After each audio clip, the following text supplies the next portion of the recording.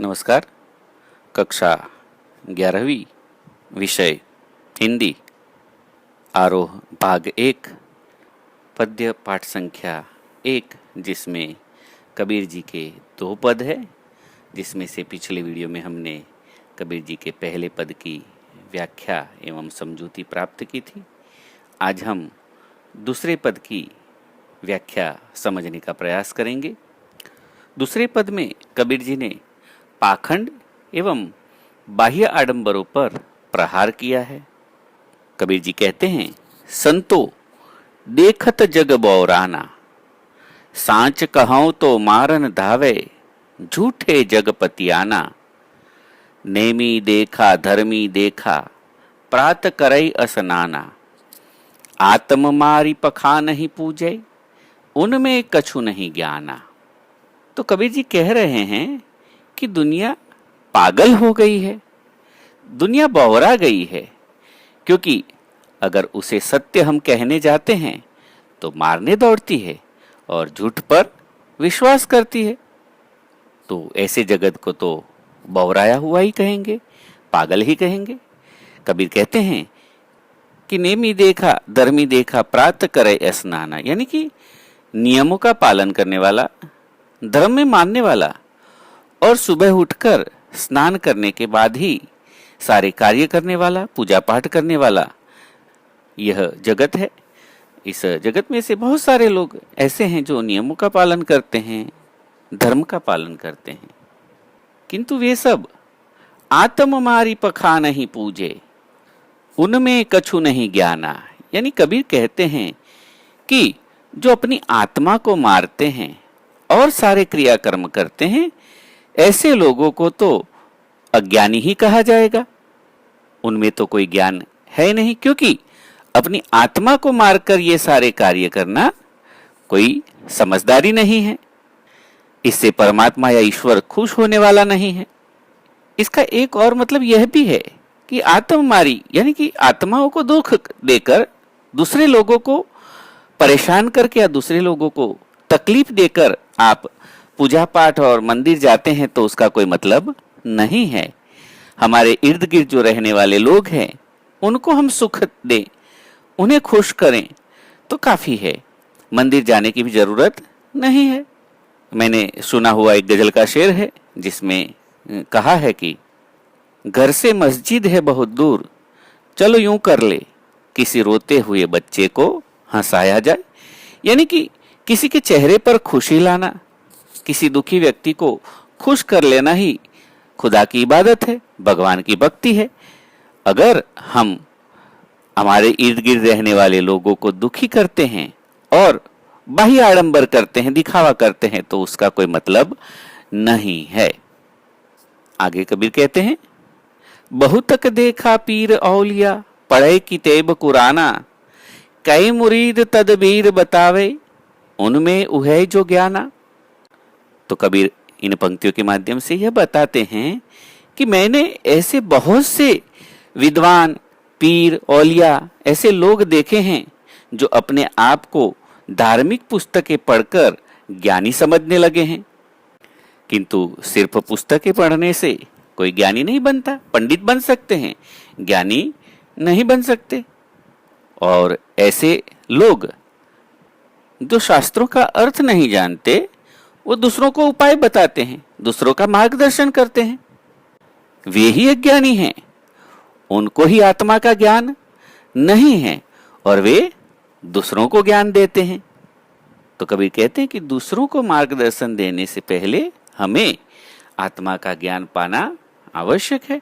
और वैसे भी मनुष्य जीवन की सार्थकता भी इसी में है कि आत्म तत्व को जाना जाए, न कि बाह्य आडंबरों में लिप्त होकर अहंकार में घुमा जाए।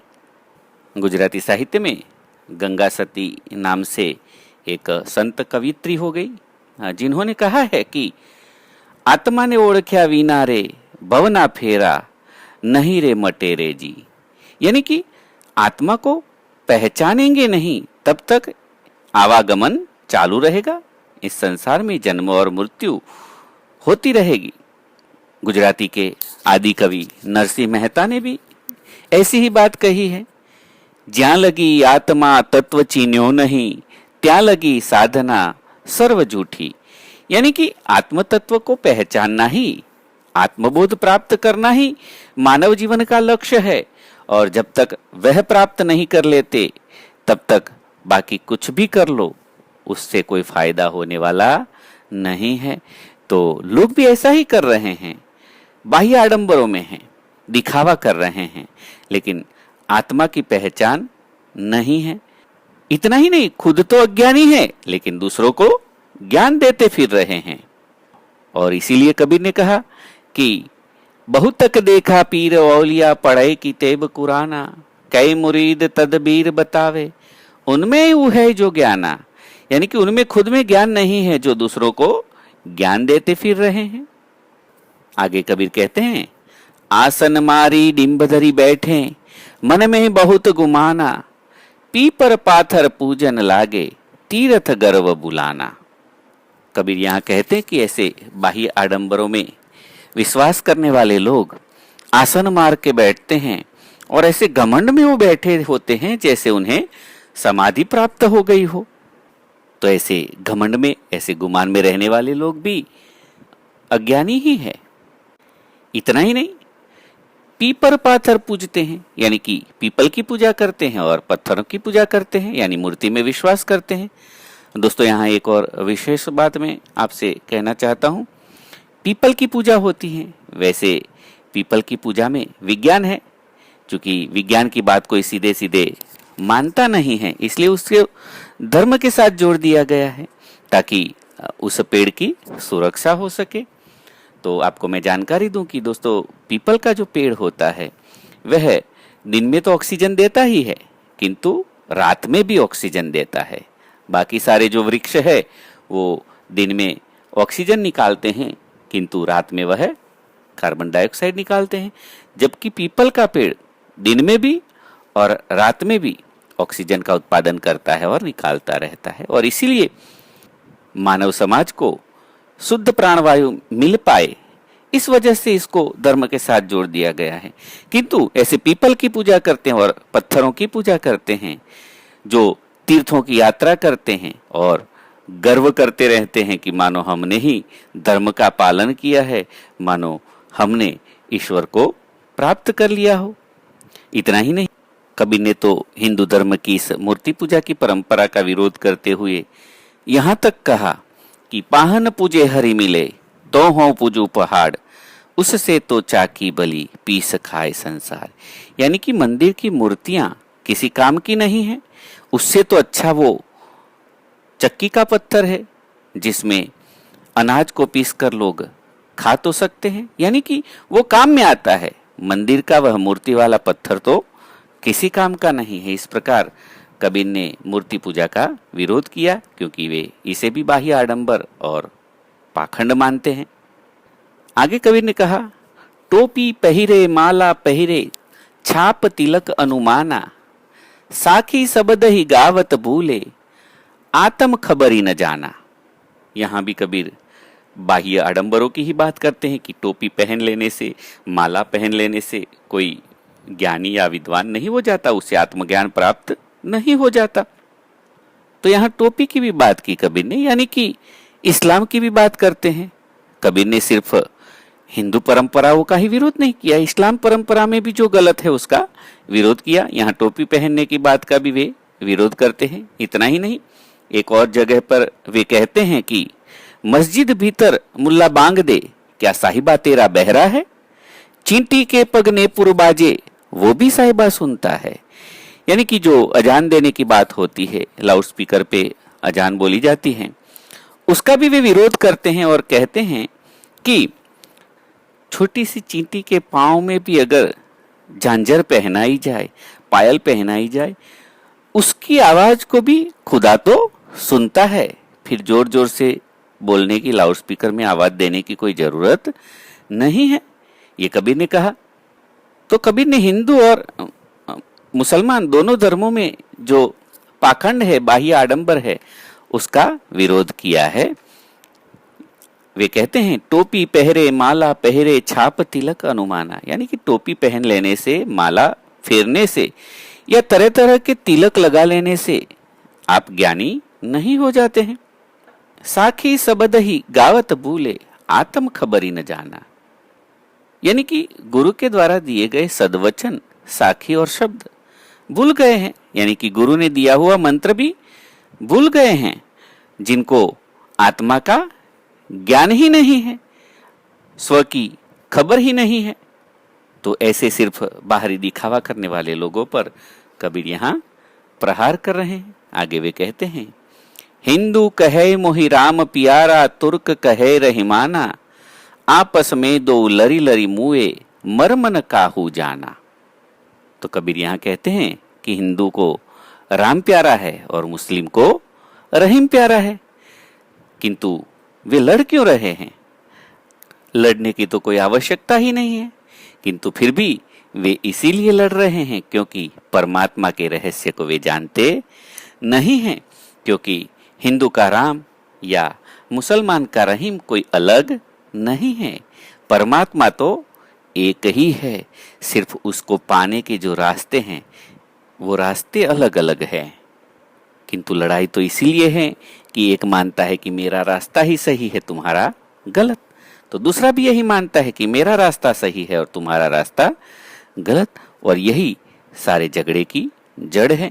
और इसीलिए कबीर इनको अज्ञानी और पाखंडी बता रहे हैं, क्योंकि इन्होंने सत्य को जाना नहीं है, और जो सत्य जान लेता है वह किसी भी प्रकार के झगड़े में पड़ता नहीं है। आगे कबीर कहते हैं, घर घर मंत्र देत फिरत हैं, महिमा के अभिमाना, गुरु के सहित सिक्ख सब बूढ़े, अंत काल पछिताना। यानी कि यहाँ कबीर कह रहे हैं कि अपने महिमा के अभिमान में लोग घर घर जाकर गुरु मंत्र देते हैं, तरीके बताते हैं परमात्मा को प्राप्त करने के लिए, लेकिन खुद ने ही तो परमात्मा को जाना नहीं और दूसरों को तरीके बता रहे हैं, रास्ते दिखा रहे हैं। ऐसे गुरु और शिष्य दोनों संसार रूपी सागर में डूब जाते हैं, क्योंकि जिसे खुद को ज्ञान नहीं है, जिसने खुद आत्मा को जाना नहीं है, वह दूसरे का मार्गदर्शन कैसे कर सकता है। इसी बात को कबीर ने एक और साखी के माध्यम से भी कहा है। कबीर ने कहा है, जाका गुरु भी अंधला, चेला है जा चंद, अंधे अंधा ठेलिया, दून्यू कूप पड़ंत। यानी कि गुरु और शिष्य दोनों अंधे हैं, अज्ञानी हैं, तो दोनों का पतन निश्चित है। दोनों अंधकार की गहरी खाई में अंधे कुएं में गिरेंगे, इन्हें परमात्मा की प्राप्ति नहीं हो सकती। तो यहां भी कबीर वही कह रहे हैं कि जो ज्ञान के घमंड में घर घर जाकर दूसरों को मंत्र दे रहे हैं, मार्गदर्शन कर रहे हैं, अगर खुद उन्होंने आत्मा को जाना नहीं है, परमात्मा को जाना नहीं है, तो ऐसे गुरु और शिष्य दोनों अंत काल में पछताएंगे, क्योंकि वे इस संसार रूपी सागर में डूब जाएंगे। अंत में कबीर कहते हैं, कहे कबीर सुनो हो संतो, ई सब भर्म भुलाना, कैतिक कहो कहा नहीं माने, सहज सहज समाना। तो यहां कबीर कहते हैं कि हे सज्जनों, हे साधुजनों, सुनो, ये सब सत्य नहीं जानते हैं, वे भुलावे में हैं, भ्रम में हैं, इन्हें सत्य की पहचान ही नहीं है। इतना ही नहीं, किंतु इनको कितना भी कहो वे मानते भी नहीं हैं कि ईश्वर तो सहज साधना से मिलते हैं। इसके लिए ये बाह्य आडंबर, ये दिखावा करने की कोई जरूरत नहीं है, किंतु ये मानते नहीं हैं। तो अंत में कबीर ईश्वर की प्राप्ति, परमात्मा का ज्ञान सहज साधना से होता है, यह बताते हैं।